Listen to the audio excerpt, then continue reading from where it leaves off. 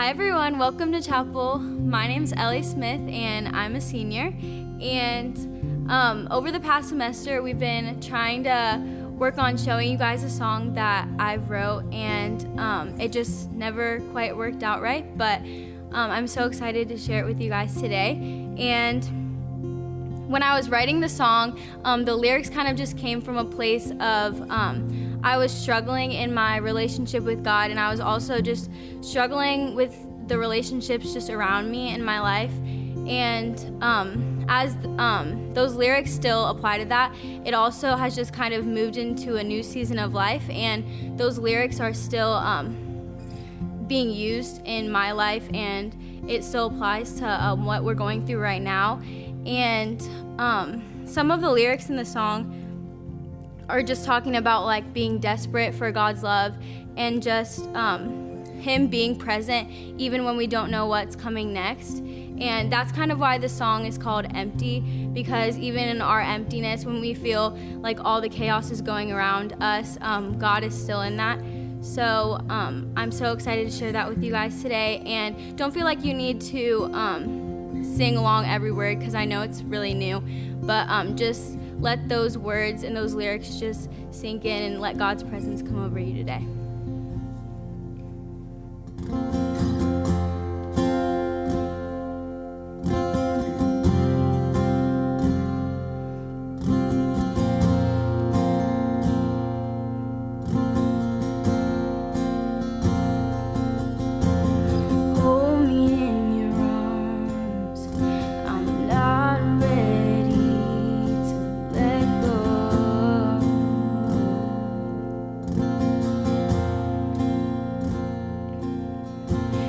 Chase me when I'm gone. I'm so ready to come home.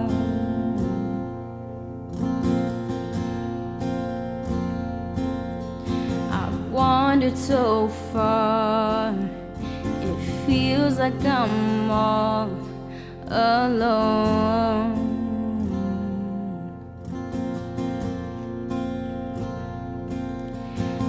Desperate for your love, I'm calling your name till I'm found.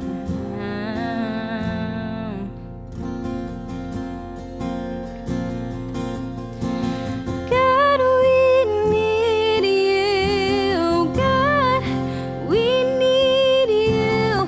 God, we are desperate for you.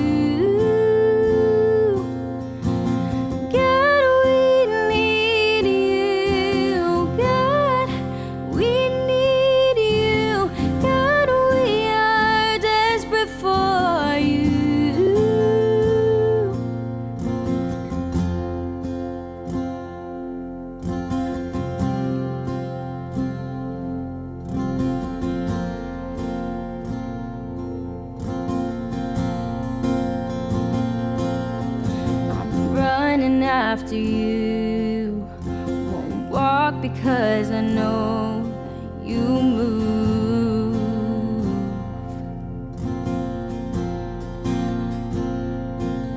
I'm not all the way there, just wanna find who I am soon.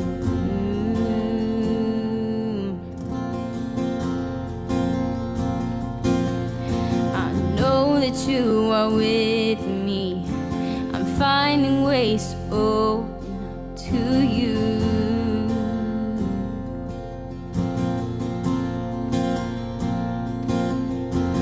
God, I'm in the waiting.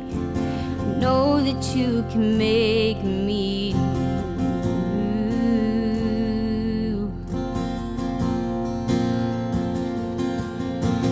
God, we need you. God, we need you.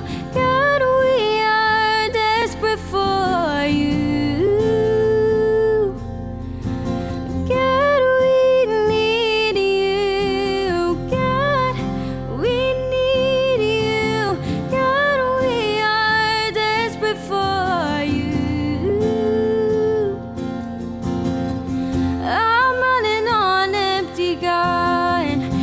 Your spirit's gonna fill me up. I'm running on empty, God.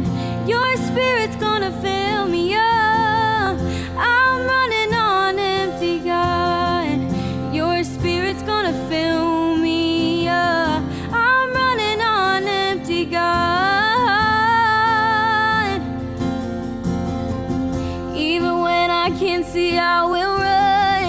God, I know you are here in the flood. Wind and rain always cease in your love.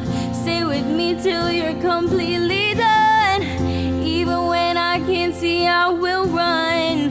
God, I know you are here in the flood. Wind and rain never cease in your love.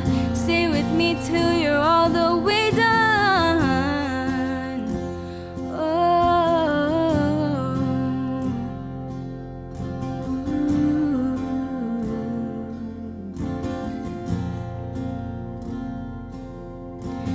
God, we need you. God, we need you.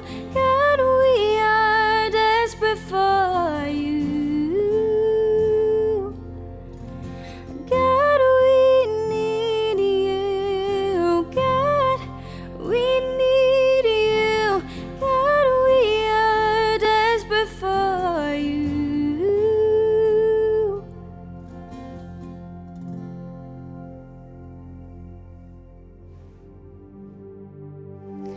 So this next song that we're gonna do is a newer song for you guys, but we just think that it brings so much hope into what we're going through right now. And while this season may be a season of worry, of stress, and just of bad things going on in the world, we believe that God is gonna bring so many good things out of this and just show his faithfulness through what's going on right now. I searched the world, but it couldn't fill me. A man's empty praise and treasures that fade are never enough. Then you came along and put me back together. And every desire is now satisfied here in your love. Oh, there's nothing better than you. There's nothing better than you, Lord. There's nothing, nothing is better than you. I'm not afraid to show you my weakness, my failures and flaws. Lord, you've seen them all, and you still call me friend. 'Cause the God of the mountain is the God of the valley. There's not a place your mercy and grace won't find me again. Oh, there's nothing better than you. There's nothing better than you. There's nothing, nothing is better than you.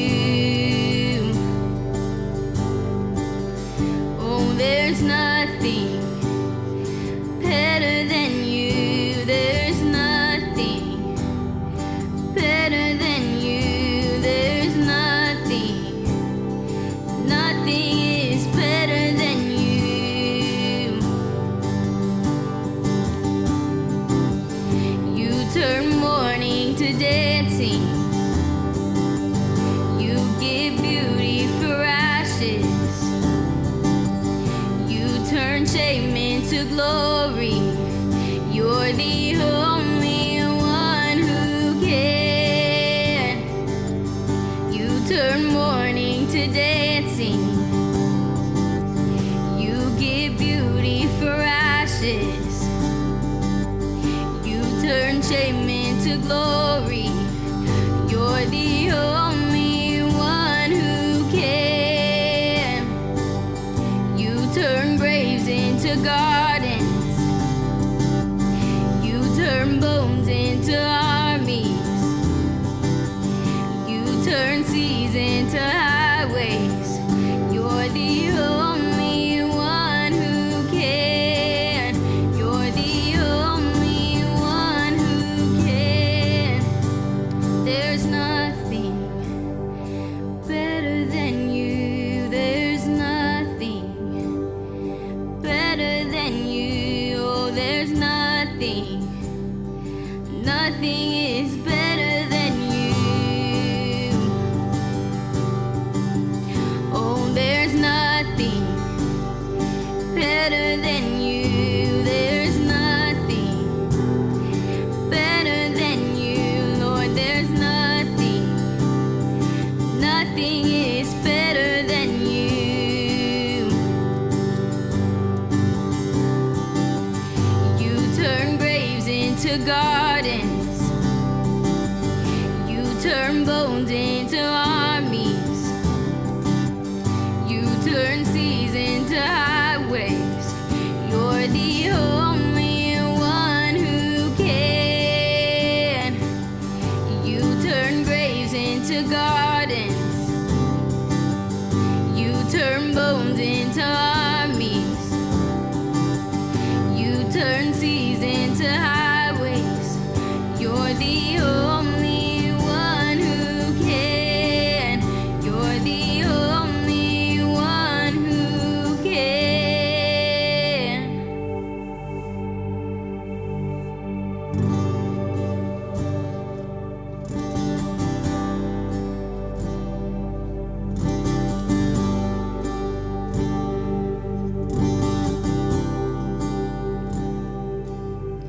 You go before. I know that you've even gone to win my war. You come back with the head of my enemy. You come back and you call it my victory. Oh,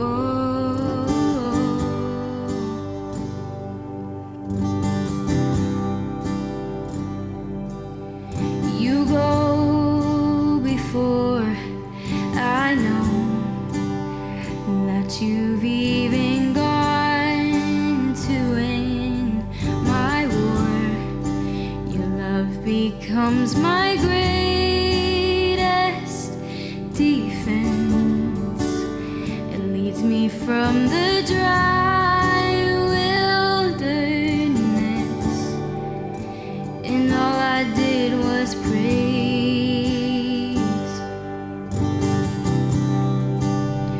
All I did was worship. All I did was bow down. Oh, all I did was stay still. Stay still. And hallelujah, you have saved me. So much better your way. And hallelujah, great defender. So much better your way.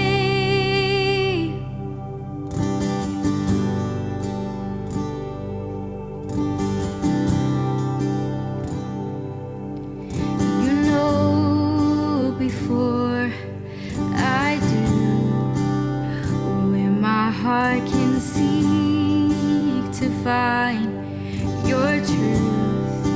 Your mercy is the shade I'm living in.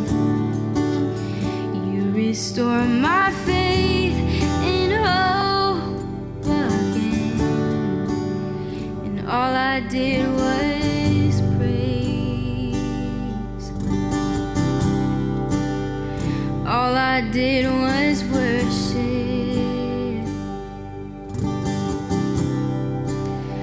All I did was bow down. Oh, all I did was stay still, stay still.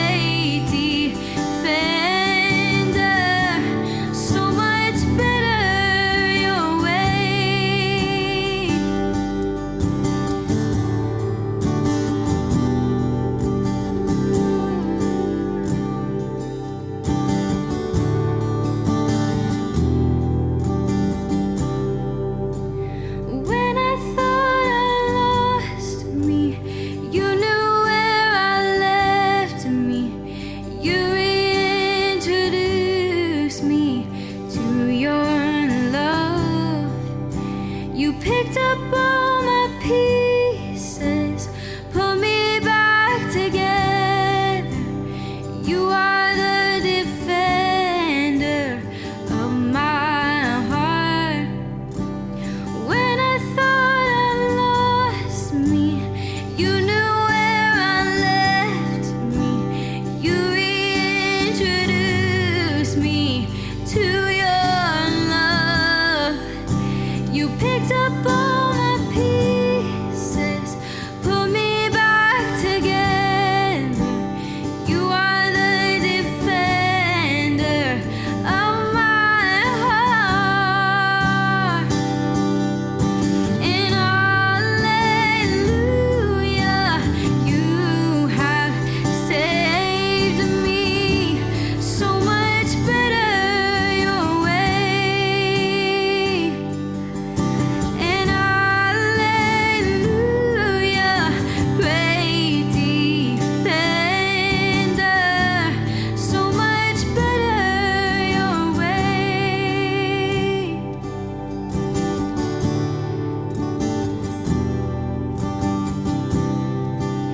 And all I did was praise. All I need to do is worship.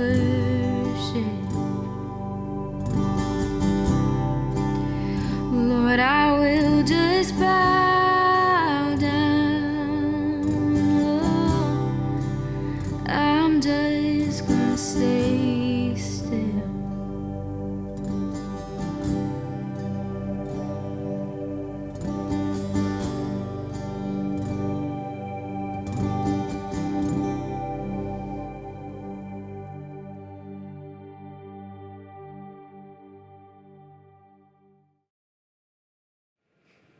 Hello, Troy Christian.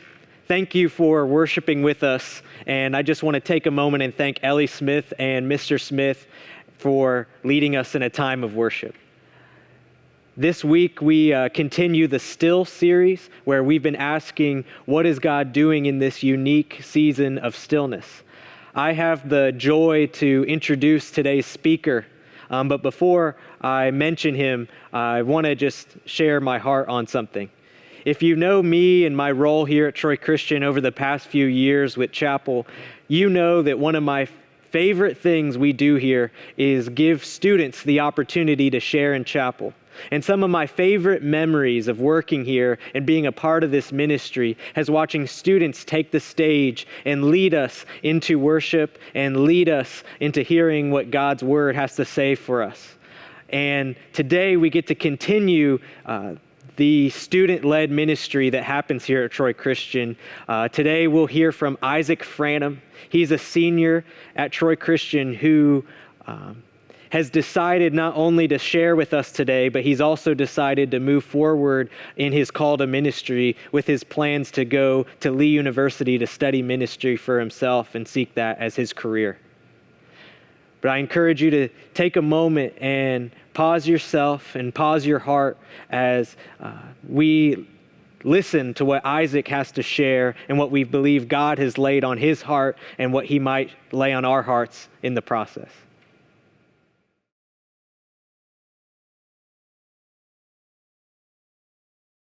Good morning, everyone. To those of you who don't know me, my name is Izaak Frantom, and I'm a senior here at Troy Christian. So I doubt any of us thought we were going to be having chapels online, but here we are. So for those unfamiliar kind of with Troy Christian Chapel and what goes on, normally during the fourth quarter, the Bible department opens up chapels to allow for student speakers. And so normally we'd be having student speakers about every week, but unfortunately that hasn't been able to happen. But I have been given the opportunity to give you guys a message this week, so I'm just very thankful for that. So the title of my message today is called Seasons, and that's exactly what I'm going to be talking about. So now obviously there's 4 seasons. You have summer, fall, winter, and spring, right? Hopefully we're all familiar with them. But I don't want to be talking about physical seasons today. I'll actually be talking about seasons in life that we go through. So what I mean by that is there's like these ups and downs, these dry seasons, wet seasons, fruitful seasons, and even barren seasons that we have in life, and we all experience in them.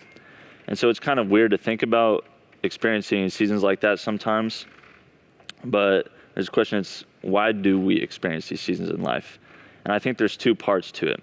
So first, let's turn to Genesis 8:22, which says, "As long as the earth remains, there will be planting and harvest, cold and heat, summer and winter, day and night."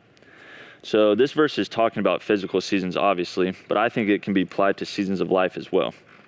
So there's going to be these good times in your life, and there's going to be these bad times in your life, whether it's hot, where life's good, and life's bad, stuff like that. So that kind of tells us that we're going to experience these seasons. But then, turn with me now to Ecclesiastes 3:1-8, which says, "For everything there's a season, a time for every activity under heaven, a time to be born and a time to die, a time to plant and a time to harvest, a time to kill and a time to heal, a time to tear down and a time to build up, a time to cry and a time to laugh, a time to grieve and a time to dance, a time to scatter stones and a time to gather stones, a time to embrace and a time to turn away, a time to search and a time to quit searching, a time to keep and a time to throw away, a time to tear and a time to mend, a time to be quiet and a time to speak, a time to love and a time to hate, a time for war and a time for peace." So this verse in Ecclesiastes says, for everything there is a season, for every activity under heaven. So it's telling us that there is a time for everything that happens in our life. There's a time for the good times and for the bad. So that kind of helps us understand why we go through these seasons. And so what happens, though, is life tends to get difficult when our timing doesn't really match up with God's timing. So I'm going to transition a little bit here. So if you've been keeping up with Chapel, you know we've been talking about the Israelites' story. 2 weeks ago, Mr. Royce talked about the Israelites and their time in Egypt and how they endured slavery and their eventual escape from that. And then last week, Mr. Liebarger, he talked about the Israelites and their journey to Mount Sinai and how Moses went up there and got the 10 Commandments. But while he was up there, the Israelites ended up building a golden calf. And so I'm just going to keep the ball rolling on that story, and I'll be talking about the Israelites' journey in the wilderness and how they eventually cross the Jordan River into the Promised Land and take over Jericho. So to give some background, the Israelites were wandering for 40 years in the wilderness because they disobeyed God. And so he said that none of them would enter into the Promised Land, including Moses. And so they were just wandering around until all of that generation eventually died off. And it seems kind of harsh, but that's what happened. So finally, after all that generation is gone, God makes Joshua the leader over the Israelites, and so they're now ready to enter into the Promised Land. And Joshua's first task as leader is to cross into the Jordan River and conquer Jericho. So I'll be reading in Joshua 6:1-20 to kind of give you guys a story, and it's kind of long, so just bear with me though. So now the gates of Jericho were tightly shut because the people were afraid of the Israelites. No one was allowed to go out or in, but the Lord said to Joshua, I have given you Jericho, its king, and all its strong warriors. You and your fighting men should march around the town once a day for 6 days. 7 priests will walk ahead of the ark, each carrying a ram's horn. On the 7th day you are to march around the town 7 times with the priests blowing the horns. When you hear the priest give one long blast on the ram's horn, have all the people shout as loud as they can. Then the walls of the town will collapse, and the people can charge straight into the town." So Joshua called together the priests and said, "Take up the ark of the Lord's covenant and assign 7 priests to walk in front of it, each carrying a ram's horn." Then he gave orders to the people, "March around the town, and the armed men will lead the way in front of the ark of the Lord." After Joshua spoke to the people, the 7 priests with the ram's horns started marching in the presence of the Lord, blowing the horns as they marched, and the ark of the Lord's covenant followed behind them. Some of the armed men marched in front of the priests with the horns, and some behind the ark, with the priests continually blowing the horns. "Do not shout, do not even talk," Joshua commanded. "Not a single word from any of you until I tell you to shout, then shout." So the ark of the Lord was carried around the town once that day, and then everyone returned to spend the night in the camp. So Joshua got up early the next morning, and the priests again carried the ark of the Lord. The 7 priests with the ram's horn marched in front of the ark of the Lord, blowing their horns. And behind, again, the armed men marched both in front of the priests with the horns and behind the ark of the Lord. All this time the priests were blowing their horns. On the second day, they again marched around the town once and returned to the camp. They followed this pattern for 6 days. And then on the 7th day, the Israelites got up at dawn and marched around the town as they had done before. But this time they went around the town 7 times. The 7th time around, as the priests sounded the long blast on their horns, Joshua commanded the people, "Shout, for the Lord has given you the town. Jericho and everything in it must be completely destroyed as an offering to the Lord. Only Rahab the prostitute and the others in her house will be spared, for she protected our spies. Do not take any of the things set apart for destruction, or you yourselves will be completely destroyed. And you will bring trouble on the camp of Israel. Everything made from silver, gold, bronze, or iron is sacred to the Lord and must be brought into his treasury." When the people heard the sound of the ram's horns, they shouted as loud as they could. Suddenly the walls of Jericho collapsed, and the Israelites charged straight into the town and captured it. Okay, so that is a lot of verses. But basically, the Israelites went to the promised land, did what God said, marched around Jericho, and eventually collapsed. So now imagine you're an Israelite, and ever since you've been a child, your parents have told you that you're going to go into this land that's supposedly full of milk of honey. They don't really know. But then their parents mess up, and they have to wait 40 years for them to get in it. So basically, this new generation of Israelites, their entire life has been filled with wait and anticipation to get into the promised land. And then once they finally do make it in there, and they get across the river, they're probably expecting to settle down or start a family or herd some sheep, whatever Israelite families did back then. But nope, the first thing they have to do is conquer this massive city with walls around it, and they don't even know what the result of it's going to be. They're just supposed to walk and not even talk while doing it. And so I think the interesting thing is God told Joshua what to do and what was going to happen, but Joshua only told the people what to do. So I'm going to just touch on those verses a little bit again. Joshua 6:2-5 says, "But the Lord said to Joshua, I have given you Jericho, its king, and all its strong warriors. You and your fighting men should march around the town once a day for 6 days. 7 priests will walk ahead of the ark, each carrying a ram's horn. On the 7th day, you are to march around the town 7 times with the priests blowing the horns.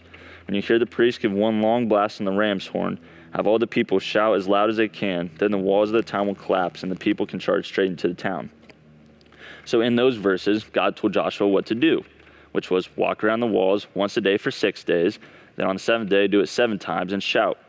And then he told Joshua what was going to happen, that the walls would fall down and they'd be able to take Jericho. But in Joshua 6:6-7, it says, "So Joshua called together the priests and said, 'Take up the ark of the Lord's covenant and assign 7 priests to walk in front of it, each carrying a ram's horn.' Then he gave orders to the people, 'March around the town, and the armed men will lead the way in front of the ark of the Lord.'" And so Joshua only told the people what to do. He didn't tell them that the walls were actually going to fall down. So after the Israelites have done all this, do you think the Israelites would have been in a harvest season, in a summer season perhaps, maybe a season of fun and enjoyment? Absolutely not. Their whole entire life has been a season of winter, of wait. And then what happens? They get into this land that they're supposed to inherit, and it's not even theirs yet. They have to take this massive city with walls surrounding it, and they're just supposed to walk around it and not saying a word, and they don't even know what the result is going to be. But as the story goes, the walls did come tumbling down, and the Israelites conquered Jericho, and they went on to conquer other cities and eventually inherit the promised land like God had promised. So you might be wondering what this has to do with seasons of life, but the point I want to make is to be grateful in the winter.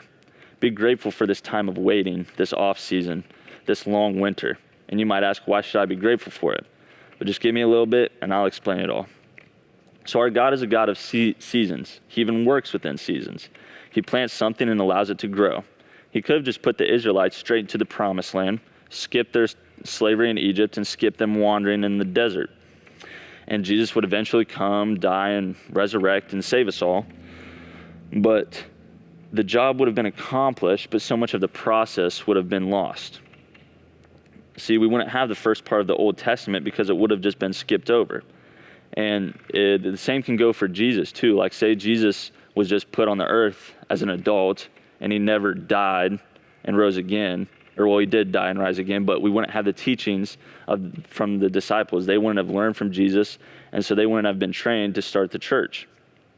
And so it's just interesting how the Israelites too, born in the promised land, were the ones that started to repeatedly mess up. They just went on this cycle. They would disobey God and they'd want a king, and then they'd struggle for a little bit, and then they'd be sorry for what they'd done, and so God would give them a new king. And so they just kept on messing up. And so they didn't experience all the hardships and all the struggles that the old generation did. Because I imagine if that generation did get into the promised land, the ones that experienced Egypt and slavery and wandering, they would be very grateful for what the promised land meant to them, because they would know where God brought them from and where they are now. So God's plan is perfect for his timing and his plans, but he still works within our time. For example, look at this picture of me in junior high. It's kind of a funny picture, and I look a lot younger than I do now. But anyways, that's what I used to look like, and that's where I was, see? But then look at this picture of me now as a senior. This is where I am, and this is what I look like now. Thank the Lord he didn't put me on earth as an 18-year-old boy. Why? Because I wouldn't have experienced anything, and I wouldn't have grown spiritually and physically. See, I'm going to lead to study theology, but I wouldn't be able to do that if I didn't experience the stuff I went through. Because say if I just came as an 18-year-old boy, I wouldn't have gone to TC. I wouldn't have experienced the things. I wouldn't have experienced the seasons of winter and of harvest that have shaped me and made me into who I am. So my story would be completely different. Who knows what I could be doing? So pay attention. The point of all this is this. If I don't know where I came from, how can I be grateful of where I'm at? See, in that picture that I showed you, I know I used to look different and younger and weird, but I know what I look like now. So I can be grateful of what I look like now because I know of where I came from. And see, the same goes for the Israelites. They can be grateful for the promised land since they experienced all that stuff. And the same, there's plenty of examples in life like this. Basically, everything happens like this. Look at retirement, for example. Retirement, you work all your life and then you enjoy it. You can be grateful for retirement because of all the years of work you've put in. So that's the point of that. And then earlier I said, you might wonder why you want to be grateful for the winter, and here's why. What you go through makes you who you are. We each have a story, full of good times and bad, but both of those make up our life and create our story. They make us and shape us into who we are. And so I don't know about you, but I wouldn't be too thrilled if I had to experience what the Israelites went through. But what if I told you, you and me have experienced it, just in different ways? Because everyone has a season of winter, a time of struggle in their life, of where maybe they're stressed out and life's just not going the way they want it to. For some people, it could be short. Or for others, it could be extremely long like the Israelites. Hopefully, it doesn't last 40 years, but you never know. For some, it could be pretty easy and they get through that season quickly. But for others, it could completely rock their world and they might not know when the end is going to be or how they can get out of it. But whether you want to admit it or not, every single one of us has experienced the winter in one way or another. So during these winter seasons of life and these off seasons, we want to grow. Because if you aren't growing, you're either staying the same, which is being lukewarm, which Jesus tells us not to be, or you're decaying or going backwards or degrading in life, which obviously isn't good either. And so growing physically, that happens naturally. Yes, it takes time from when you're a little baby to when you become an adult, but we can't force it to happen. But growing spiritually, that's a choice. And yes, it will still take time, but there are things we can do to make it happen. So growing physically and growing spiritually, or really growing anything at all, is like farming and agriculture. But let me explain a little bit. To farmers, seasons are crucial. During the spring, they're planting their crops. During the summer, they're maintaining their crops. And during the fall, they harvest them. And during the winter, they prepare for it all. But when people think of farming, they think of harvest. Why is that? Probably because that's what they picture in their mind, the corn when it's tall and brown or whatnot. And because that's when the farmers make their money, and that money has to last them all year. So to put it into perspective, 3/4 of the year is spent preparing, planting, and maintaining the crops, while only 1/4 is actually spent harvesting it and collecting it. So why do farmers prepare so much for the harvest, and why do people really only focus on that part? Because that's where the money's at. That's where the good thing in the farmer's life is. They get that money and it has to last them. And so the same goes for us. We want the good times in life, and we always want it to be good, but that's just simply not the truth. Things don't always go the way we plan them, and things don't always work out in our favor. And I have some tough news. Harvest only lasts 1/4 of the year. It doesn't last forever. So hopefully you're starting to get where I'm going with this. But don't get me wrong. Harvest is a good thing, and we're going to have seasons of harvest in our lives too. These will be times of happiness and joyfulness. Maybe your relationship with Jesus is going really good, and you just feel super close to him, and you're just on fire for the Lord. Or maybe your relationship with whoever's in your life, your mom, dad, brother and sister, friends, whatever it might be, you're just going good. You guys are clicking, having a great time. You're not worrying in life. And so that season of life is just going good. So basically, harvest is a life-giving season. However, in order to have a life-giving harvest, you have to be willing to work in the winter. Proverbs 24 says, "Those too lazy to plow in the right season will have no food at the harvest." And so, in case you don't know what plowing is, it's when you take this machine and you dig up the dirt to be able to plant the crop. So in plowing, you're preparing the ground to be planted, and then you maintain and take care of that crop. But Proverbs 24 literally says right there, if you're too lazy to plow in the right season, you will have no food in the harvest. And you don't plow during the harvest because that means you would plow over your crops. So you have to plow when things aren't going the greatest, in the off seasons, when you're not in those seasons that are tougher for you. You have to be able to work and prepare and plant stuff so you can grow. And so this doesn't only apply to actual farming, it applies to our spiritual lives as well. If we aren't willing to work in the winter and the off seasons, we aren't going to have a fruitful and spiritual harvest. So how do you work in a spiritual winter? Well, it goes back to what Mr. Liebarger said last week. Since winter can be a time of wait, both physically and spiritually, we have the choice to wait either actively or passively. If we're waiting actively and working in the winter, we're pursuing God. We're digging into his word and we're spending time with him, strengthening our relationship and trying to grow towards Jesus.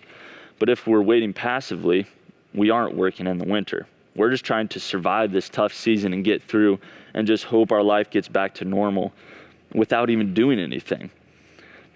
And so what you reap, you will sow. So if you are working in the spiritual off seasons, your harvest will be plentiful. If you're not working in the winter, well, you can't expect to have a plentiful harvest. So as I mentioned earlier, I said that we want to grow during the spiritual winter and off seasons. So I want to give you a few steps that you can take to help make that happen.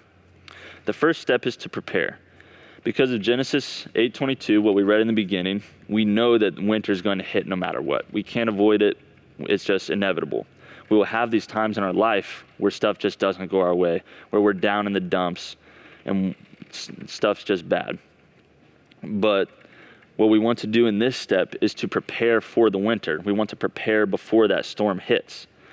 So what this could look like for you is finding scripture and that's encouraging to, or personal to you that you can memorize for when those winter seasons hit. Or maybe it's writing down prayers that you can read every day.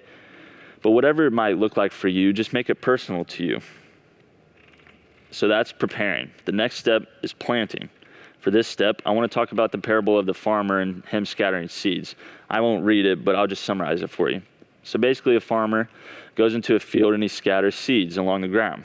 Some of it falls on rocky soil, some falls on thorny soil, some falls on a footpath, and some falls on fertile soil. And so Jesus says later, explaining to the disciples, that each soil represents a different way people understand God. And so hopefully, by preparing in the first step that I just mentioned, we're preparing the soil in our life. We're preparing our hearts for what God's trying to say to us in this season. And so hopefully we have fertile soil already. And then by planting, you're going to plant something in your heart that God can speak to you or whatever he's trying to say to you. So what this could look like is just praying to God, asking him to give you guidance or what's the next step in your life. Or you could find truths in the Bible about who Jesus says you are, or you could find stuff about who it says Jesus is. Whatever it is, just try to find stuff that applies to you and whatever you're going through, and just make it personalized to you. So after we've prepared our soil and we've planted truths in our hearts, we want to maintain, and that's the final step. In this step, we want to take care of what we've prepared and planted. So what this can mean is, it just means strengthening your relationship with God. Because you've worked hard to do these steps so far, you want to take care of what you have. Because if you don't take care of it, you don't water, you don't take care of your plant, what's it going to do? It's going to die. So this could look like maybe making a daily routine where you just set a certain time of the day to spend time with God. And you have someone keep you accountable to that. Or maybe it could look like listening to worship music in the morning or an encouraging podcast. Whatever it is, you just try to want to keep it consistent so you keep your relationship with God growing and just maintain it. So now, if you've prepared, you've planted, and you've maintained, that means the harvest season is right around the corner. But these steps I've listed, these are just a guideline that you can take to help you grow. Your life won't work out or look exactly like this, but hopefully it can still help you in the journey. But we just have to remember, God's timing is always better than our own, and so we can't force stuff to happen. There's a time for everything, and God's time is right. So, to wrap up my message, I want to encourage anyone who might be going through a winter season right now by reading some lyrics from a song called Seasons by Hillsong. And this actually inspired my message some. So I encourage you to listen to the song once I'm done, or if you've never heard it. And if you've never heard it, but hear the lyrics. I can see the promise, I can see the future. You are the God of seasons, and I'm just in the winter. If all I know of harvest is that it's worth my patience, then if you're not done working, God, I'm not done waiting. You can see my promise, even in the winter, because you're the God of greatness, even in a manger. For all I know of seasons is that you take your time. You could have saved us in a second, instead you sent a child. Though the winter is long, even richer the harvest it brings. Though my waiting prolongs, even greater your promise for me like a seed. I believe that my season will come. Just remember that during the season of waiting and uncertainty in our lives right now, that if God isn't done working, we're not done waiting.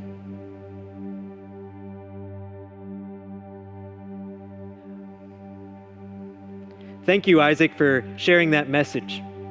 I believe one of the most important things we can do as Christians after we hear a message is ask ourselves, what is God saying to me in light of what's been said today?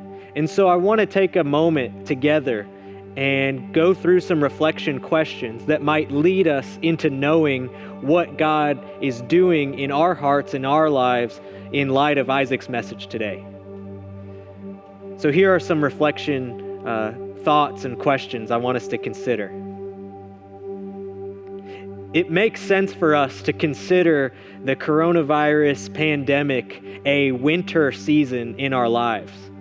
But as Isaac shared, it's how we prepare during the winter season that affects the quality of the harvest season in the future. And so what I want to ask us today is, what could we be doing specifically in our lives during this winter season that will lead us to having a more fruitful and more productive harvest in our future? Another thing that Isaac shared is that God's timing is always better than our timing. However, it could be hard to trust that. I believe if it were up to us, we would make the harvest season every season. But God, in his infinite wisdom, whose ways are higher than our ways, chose to create the world in a way where we experience all the seasons, and not just weather-wise, but spiritually as well. And so I want to ask us, what are the things that are happening during this winter that we're not really trusting God's timing with?